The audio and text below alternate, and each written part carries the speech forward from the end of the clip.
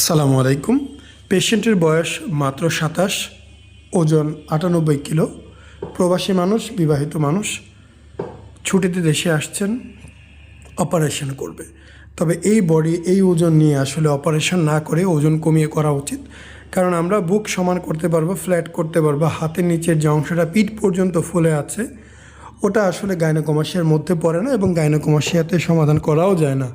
যদি একান্তই প্রয়োজন হয় ওই অংশটাকে সমান করবে, সেক্ষেত্রে পরবর্তী একটা সেশন নিতে হবে, লাইপোসাকশন।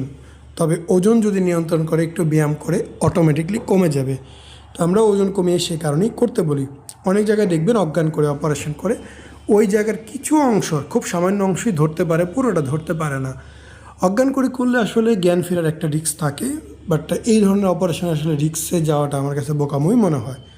তো লোকাল অ্যানেস্থেসিয়াটা করলে আপনি অজ্ঞান হবেন না, কী করতেছে দেখবেন, জানবেন, বুঝবেন, গল্প করতে করতে অপারেশন শেষ বাকিদের মতো। তো যাই হোক, যারা এই বিষয়ে দেখতে চান, জানতে চান, সরাসরি ক্লিনিকে আসবেন। ক্লিনিকে এসে দেখলে ভালো লাগবে, বাস্তবতা বুঝতে পারবেন। অনেক বিজ্ঞাপন দেখি আপনারা বিভ্রান্ত হয়ে গেছেন, কোথায় করবেন কোথায় করবেন না।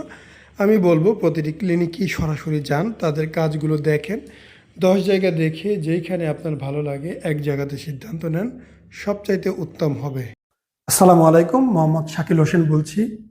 2017 সাল থেকে আমরা গাইনোকমাসিয়া নিয়ে নিয়মিত কাজ করছি এবং ভিডিও প্রকাশ করছি।